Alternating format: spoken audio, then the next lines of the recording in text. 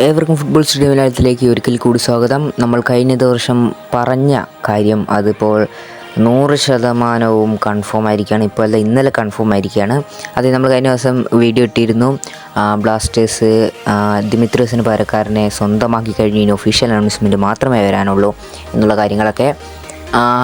ആ പ്ലെയർ ഞാൻ പറഞ്ഞ് ആ തംബ്നെയിലിൽ കൊടുത്ത അതേ പ്ലെയർ തന്നെയാണ് സൈൻ ചെയ്തിട്ടുള്ളത്. അതേ പ്ലെയറിന് തന്നെയാണ് മറ്റ് മാധ്യമങ്ങളും ചൂണ്ടിക്കാണിച്ചത്.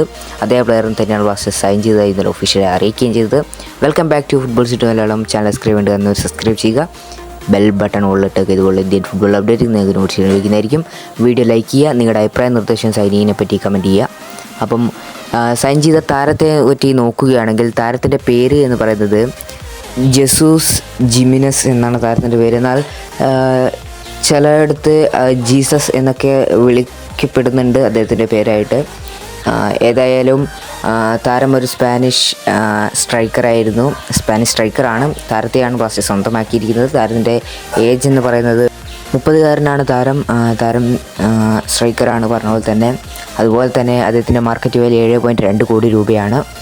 ബ്ലാസ്റ്റേഴ്സ് ഇന്നലെ സ്വന്തമാക്കിയിട്ടുണ്ട് താരത്തിനെ. ഏതായാലും മറ്റു വീഡിയോ കണ്ടുകിട്ടാം. ചാനൽ സബ്സ്ക്രൈബ് ചെയ്താൽ നോട്ടൊക്കെ ഇഷ്ടപ്പെടാതിരിക്കാൻ മറക്കണം. മറ്റു വീഡിയോ കണ്ടുകിട്ടാം. Thanks for watching.